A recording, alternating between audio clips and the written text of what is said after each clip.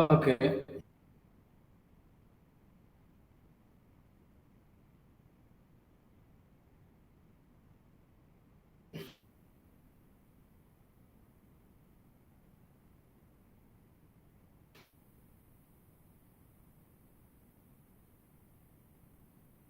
Good morning.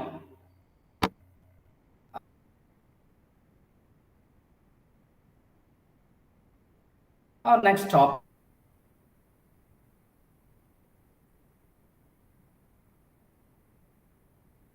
cycle.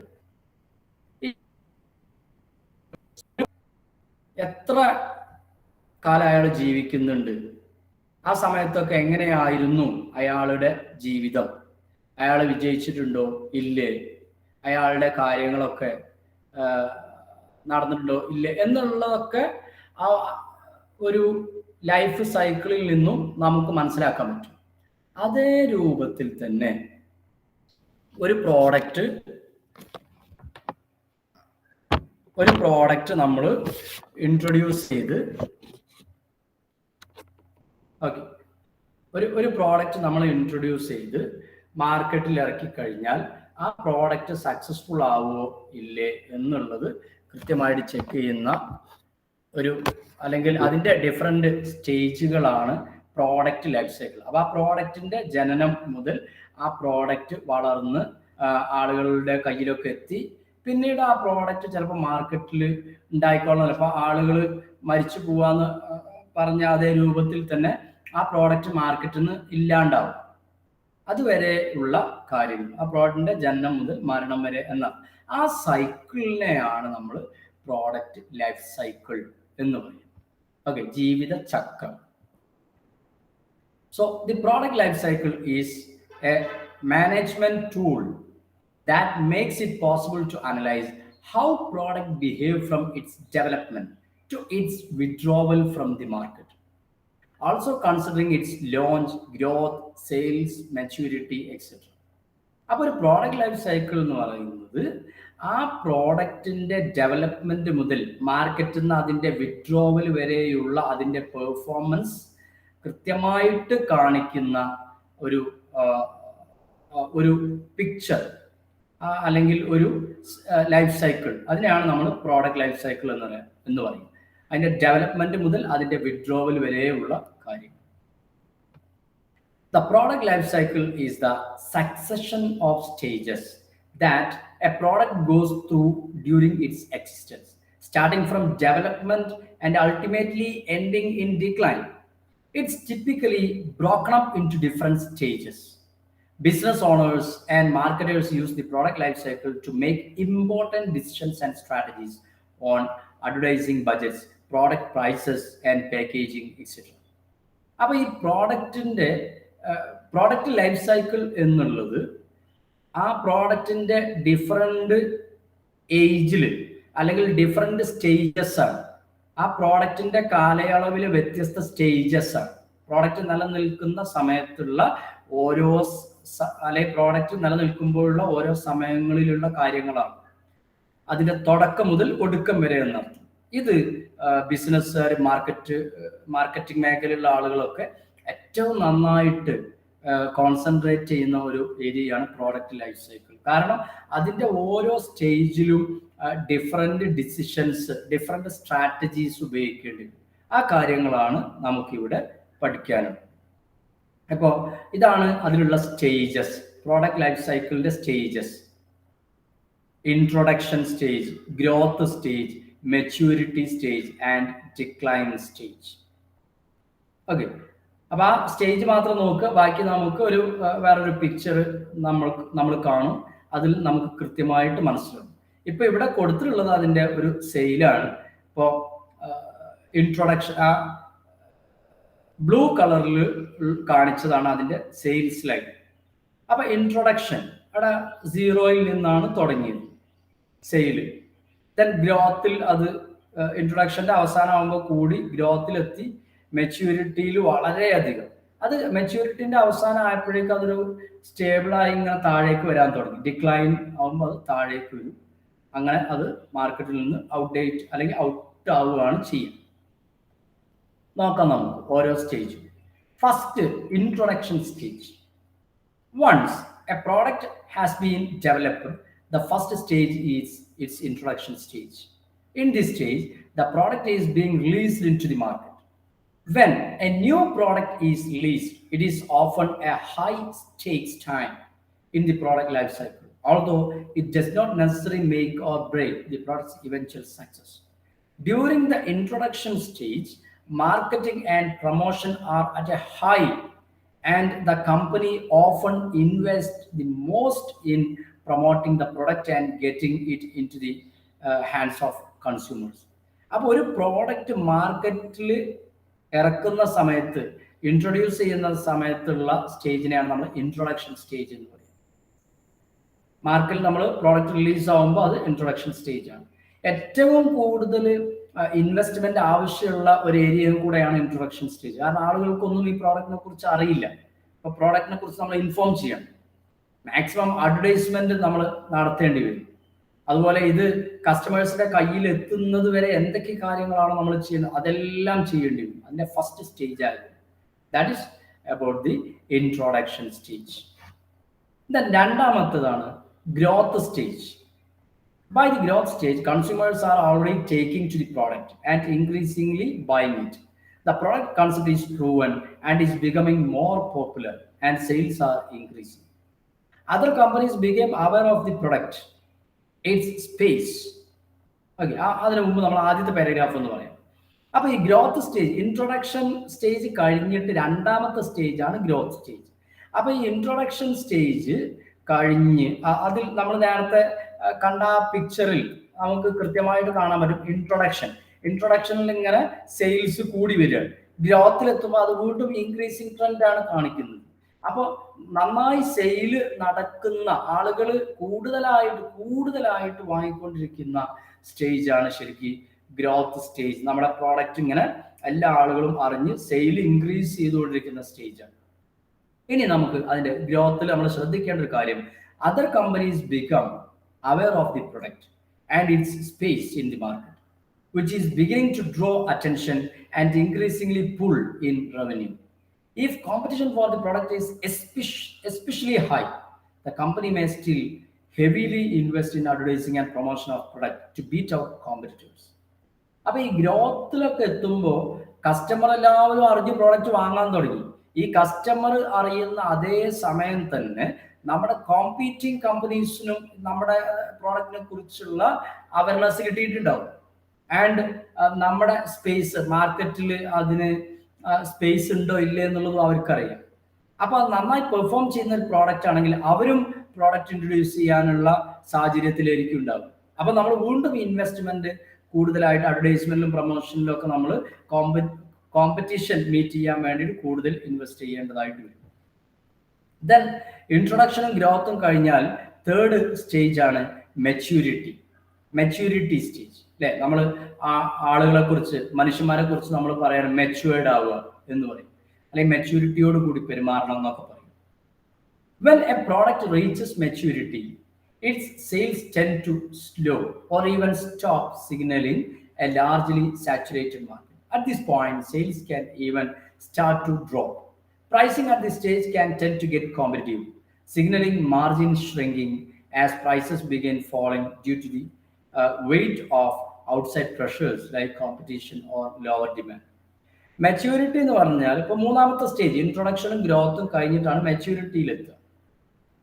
അപ്പൊ ഒരു product അതിന്റെ മെച്യൂരിറ്റിയിൽ എത്തുമ്പോൾ ശരിക്കും സംഭവിക്കുന്നത് യഥാർത്ഥത്തിൽ നമ്മുടെ സെയില് കുറഞ്ഞു തുടങ്ങുകയാണ്. ഗ്രോത്തിൽ ഉണ്ടായിരുന്ന അത്ര തന്നെ സെയിൽ നമുക്ക് കിട്ടിക്കൊള്ളുന്നില്ല, അത്ര തന്നെ പ്രോഫിറ്റും ഉണ്ടാവില്ല. കാരണം നമ്മൾ കൂടുതൽ ഇൻവെസ്റ്റ്മെന്റ് നടത്തേണ്ടി വരും. അങ്ങനെ കോമ്പറ്റീഷനൊക്കെ ശക്തമായിട്ടുണ്ടാവും. അപ്പൊ നമ്മൾ സ്വാഭാവികമായിട്ടും പ്രൈസ് ചിലപ്പോൾ കുറച്ച് കുറക്കേണ്ടി വരും. കോമ്പറ്റീഷൻ ഫേസിന് സ്വാഭാവികമായിട്ടും സെയിലും കുറയും. കാരണം ഇഷ്ടംപോലെ കമ്പനികൾ വേറെ വന്നിട്ടുണ്ടാവും. ആളുകൾക്ക് ഡിമാൻഡ്, കാരണം എല്ലായിടത്തും പ്രോഡക്റ്റ് അവൈലബിൾ ആയിരിക്കും. അപ്പോൾ ഡിമാൻഡ് കുറയാനുള്ള സാധ്യതകളുണ്ട്, കോമ്പറ്റീഷന്റെ പ്രഷർ ഉണ്ടാവും. ഇങ്ങനെയൊക്കെ കാരണം നമുക്ക് സെയിൽസ് ഇങ്ങനെ മെല്ലെ മെല്ലെ കുറഞ്ഞു വരാനുള്ള സാധ്യത. ആ സ്റ്റേജിനെയാണ് നമ്മൾ മെച്യൂരിറ്റി സ്റ്റേജ് എന്ന് പറയുന്നത്. Even the highly saturated market is typically in the maturity stage of product that less successful competitors are pushed out of competition, often called shakeout point. അപ്പോൾ കൃത്യമായിട്ട് നല്ല സ്ട്രാറ്റജി ഒന്നും ഉപയോഗിക്കാതെ പോകുന്ന കമ്പനികളാണ്, കോമ്പറ്റീറ്റേഴ്സ് ആണ്, മാർക്കറ്റേഴ്സ് ആണ് എന്നുണ്ടെങ്കിൽ അവരെയാണ് നമ്മൾ ലെസ് സക്സസ്ഫുൾ കോമ്പറ്റീറ്റേഴ്സ് എന്ന് പറയുക. അവർ സ്വാഭാവികമായിട്ട് മാർക്കറ്റിൽ നിന്ന് ഔട്ടാവും, അവർക്ക് പിടിച്ചു നിൽക്കാൻ കഴിയില്ല. അതിനെ നമ്മൾ പറയാ ഷേക്ക് ഔട്ട് പോയിന്റ് എന്നാണ് പറയാം. Shake out point. In this stage saturation is reached and sales volume is maxed out. Companies often begin innovating to maintain or increase their market share, changing or developing their product to meet with new demographics or developing technology. ഈ ശരിക്കും maturity സ്റ്റേജിന്റെ അവസാനമാകുമ്പോൾ ശരിക്കും നമ്മളൊരു saturation പോയിന്റിലെത്തും. അതാണ് ഏറ്റവും maximum sale നമുക്ക് കിട്ടുന്ന പോയിന്റാണ് saturation point. അവിടുന്ന് അങ്ങോട്ട് പിന്നീട് എന്താണ് മെല്ലെ മെല്ലെ സെയിലൊക്കെ വളരെയധികം നമ്മൾ ഇൻവെസ്റ്റ്മെന്റ് മാക്സിമം നടത്തി ഇന്നോവേറ്റീവ് ആയിട്ടുള്ള കാര്യങ്ങൾ നമ്മൾ ചെയ്യണം. ഇന്നോവേഷൻസ് ഇല്ലെങ്കിൽ നമുക്ക് പിന്നീട് പിടിച്ചെടുക്കാൻ കഴിയില്ല. അതുപോലെ തന്നെ മോഡിഫിക്കേഷൻ അല്ലെങ്കിൽ ഡിഫറൻഷിയേഷൻ നമ്മൾ നേരത്തെ പറഞ്ഞു, നേരത്തെയുള്ള ക്ലാസ്സിൽ പറഞ്ഞു. ഡിഫറൻഷിയേഷൻസ്, അതുപോലെ പുതിയ പുതിയ ടെക്നോളജികൾ ഉപയോഗിക്കുക, ഇങ്ങനെയൊക്കെ ചെയ്താലേ നമുക്ക് പിന്നീട് അവിടുന്ന് അങ്ങോട്ട് പിടിച്ചു നിൽക്കാൻ കഴിയുള്ളൂ. Okay. And the last stage in product life cycle is decline stage. Decline എന്ന് പറഞ്ഞാൽ തന്നെ കുറഞ്ഞു വരിക എന്നാണ് അതിൻ്റെ അർത്ഥം. Although companies will generally attempt to keep the product alive in the maturity stage as long as possible, decline for every product is inevitable. In the decline stage, product sales drop significantly and consumer behavior changes as there is less demand for the product. The company's product loses more and more market share, and competition tends to cause sales to deteriorate. കാരണം maturity സ്റ്റേജിൽ നമ്മൾ നന്നായി perform ചെയ്തിട്ടുണ്ടാവും. മിക്ക പ്രോഡക്റ്റുകളും majority പ്രോഡക്റ്റും ഈ decline സ്റ്റേജിലൂടെ ആയിരിക്കും കടന്നു പോകും. പിന്നീട് അത് മാർക്കറ്റിൽ ഉണ്ടാവില്ല. മെച്യൂരിറ്റി സ്റ്റേജിൽ നമ്മൾ നന്നായി പെർഫോം ചെയ്തിട്ടുണ്ടെങ്കിൽ പോലും ഡിക്ലൈൻ സ്റ്റേജിൽ നമ്മുടെ പ്രോഡക്റ്റ് ഏത് സമയം വരും എന്നുള്ള ഒരു എന്താ പറയുക, ആ ഒരു ഓർമ്മ നമ്മൾക്ക് മാർക്കറ്റർക്ക് എല്ലായ്പ്പോഴും വേണം. അപ്പോൾ പ്രോഡക്റ്റിന്റെ സെയില് മെച്യൂരിറ്റിയുടെ അവസാനമാകുമ്പോൾ കുറഞ്ഞു വരും. ഡിക്ലൈൻ സ്റ്റേജ് വളരെയധികം കുറവായിരിക്കും. അപ്പോൾ കൺസ്യൂമേഴ്സിന്റെ ബിഹേവിയറിൽ മാറ്റം ഉണ്ടാവും, ടേസ്റ്റിൽ മാറ്റം ഉണ്ടാവും. അപ്പോൾ ആ ഇന്നോവേഷൻസ് ഒക്കെ നമ്മൾ നടത്തിയിട്ടില്ല എന്നുണ്ടെങ്കിൽ സ്വാഭാവികമായിട്ടും നമ്മുടെ സ്ട്രാറ്റജീസ് ഒക്കെ മോശമാണെങ്കിൽ നമ്മൾ ഡ്രോപ്പ് ഔട്ട് ആവും. ഓക്കെ. അപ്പോൾ നമ്മുടെ വേറെയും ഇഷ്ടംപോലെ കോമ്പറ്റീറ്റേഴ്സ് വന്നിട്ടുണ്ട് ഓൾറെഡി മെച്യൂരിറ്റി സ്റ്റേജിൽ. അങ്ങനെ നമ്മുടെ പ്രോഡക്റ്റിന്റെ ഡിമാൻഡ് കുറയും. ഇതിനൊക്കെയുള്ള സാധ്യതകൾ. ഓക്കെ.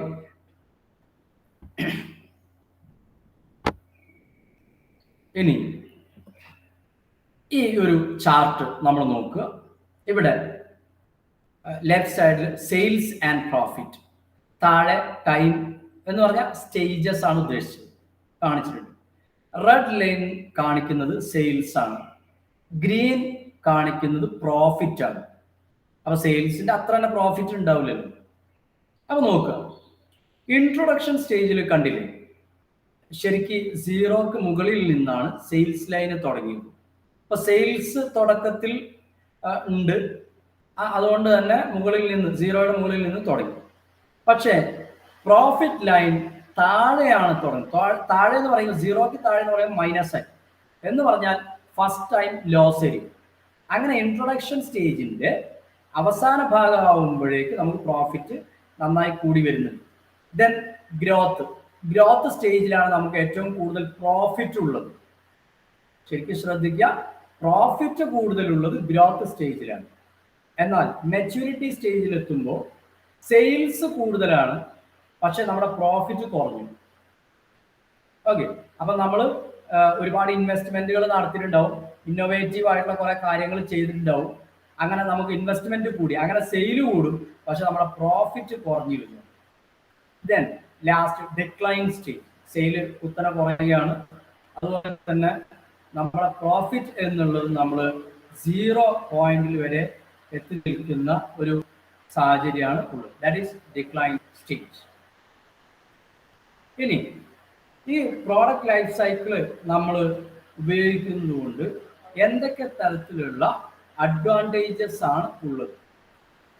പ്രോഡക്റ്റ് ലൈഫ് സൈക്കിൾ നമ്മൾ കൃത്യമായിട്ട് പഠിക്കുകയാണെങ്കിൽ, നമ്മൾ ഓരോ സ്റ്റേജും കൃത്യമായിട്ട് നമ്മൾ മനസ്സിലാക്കുകയാണ്, അങ്ങനെ കൃത്യമായിട്ട് സ്ട്രാറ്റജി നമ്മൾ ഉപയോഗിക്കുകയാണെന്നുണ്ടെങ്കിൽ ഇത് നമുക്ക് സ്ഥാപനത്തിന്, നമ്മുടെ കമ്പനിക്ക് വളരെയധികം ബെനിഫിറ്റ് ചെയ്യും.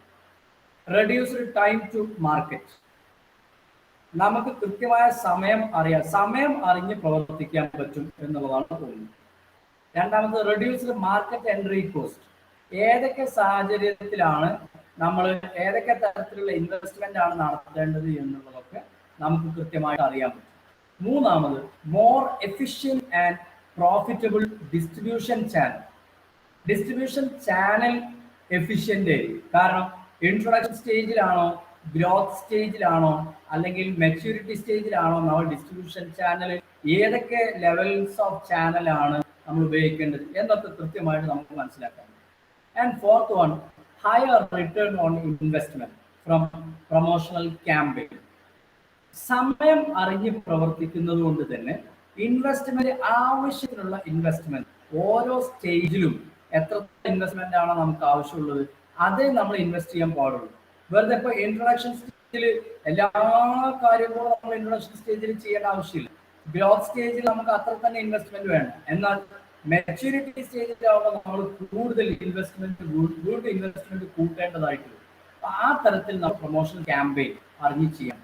And fifth one, extend the lifetime of your product by adapting your approach as it moves through the life cycle.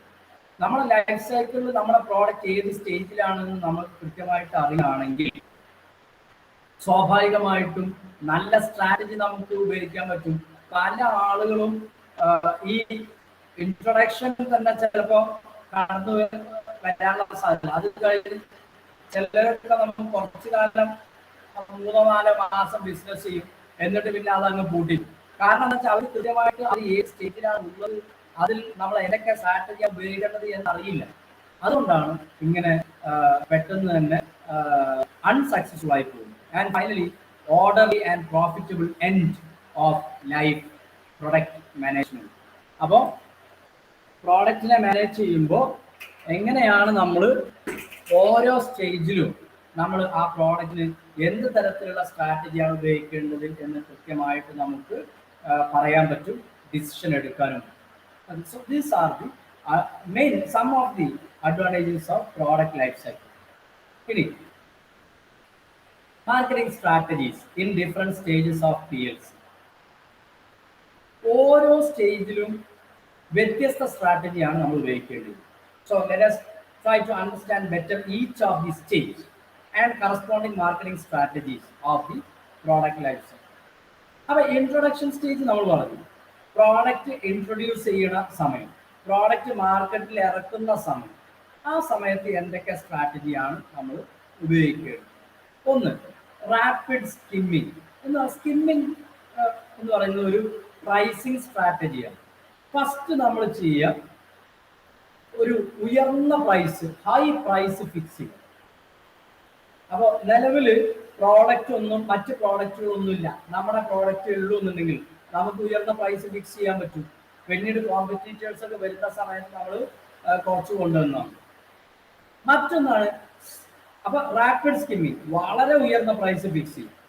Then മറ്റൊന്ന് സ്ലോ സ്കിമ്മിങ് എന്ന് പറഞ്ഞാൽ നമ്മൾ ഒരു പ്രൈസ് ഫിക്സ് ചെയ്യുക, എന്നിട്ട് പ്രൊമോഷണൽ ലെവലിലൊക്കെ നമ്മൾ എന്ത് ചെയ്യാം, കുറച്ച് വരിക. ഓക്കെ, നേരത്തെ റാപ്പിഡ് സ്കിമ്മിങ്ങിൽ പ്രൊമോഷനിലും കൂട്ടുക, തുടങ്ങുമ്പോഴും ഉയർന്ന പ്രൈസ് ഫിക്സ് ചെയ്യുക എന്നുള്ളത്. എന്നാൽ സ്ലോ സ്കിമ്മിങ് പ്രൈസിങ് പ്രകാരം ഇൻട്രൊഡ്യൂസ് ചെയ്യുന്ന ലോഞ്ചിങ്ങിന്റെ സമയത്ത് നല്ല പ്രൈസ്, പിന്നെ പ്രൊമോഷനൊക്കെ ആവുമ്പോൾ നമ്മൾ ഇങ്ങനെ കുറച്ച് വരിക എന്നുള്ളത്. മറ്റൊരു മെത്തേഡ് റാപ്പിഡ് പെനിട്രേഷൻ ആണ്. ഫസ്റ്റ് എന്ന് നമ്മൾ വളരെ ചെറിയ പ്രൈസ് നമ്മൾ ഫിക്സ് ചെയ്യാം, ലോഞ്ചിങ്ങിന്റെ സമയത്തും പ്രൊമോഷന്റെ സമയത്തും. മറ്റൊന്ന് സ്ലോ പെനിട്രേഷൻ, ലോഞ്ചിങ്ങിന്റെ സമയത്ത് നമ്മൾ ചെറിയ പ്രൈസ് ഫിക്സ് ചെയ്യാം, എന്നിട്ട് പിന്നീട് മിനിമൽ പ്രൊമോഷൻ, വളരെ കുറഞ്ഞ പ്രൊമോഷൻ ആക്ടിവിറ്റീസ് മാത്രം ചെയ്യാം, എന്നിട്ട് പതുക്കെ നമ്മൾ ഇങ്ങനെ പ്രൈസ് ഇൻക്രീസ് ചെയ്ത് കൊണ്ടുവരും. അതാണ് സ്ലോ പെനിട്രേഷൻ. ഇനി രണ്ടാമത്തെ സ്റ്റേജ് നമ്മൾ പറഞ്ഞിരുന്നത് ഗ്രോത്ത് സ്റ്റേജ്. ഗ്രോത്ത് സ്റ്റേജിൽ നമ്മൾ ശ്രദ്ധിക്കേണ്ടത് ഇംപ്രൂവിങ് പ്രോഡക്റ്റ് ക്വാളിറ്റി.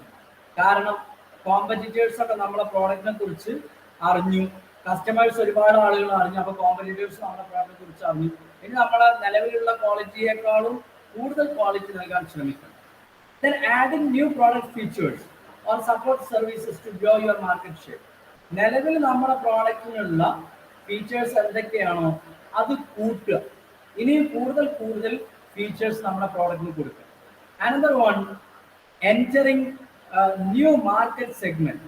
ഇപ്പൊ നമ്മൾ ഏതൊക്കെ തരത്തിലുള്ള സെഗ്മെന്റ്, ഏതൊക്കെ തരത്തിലുള്ള കസ്റ്റമേഴ്സിനാണ് നമ്മൾ പ്രോഡക്റ്റ് കൊടുക്കുന്നത്, അത് ഇനിയും സെഗ്മെന്റുകൾ കൂട്ടാൻ വേണ്ടിയിട്ട് ശ്രമിക്കാം.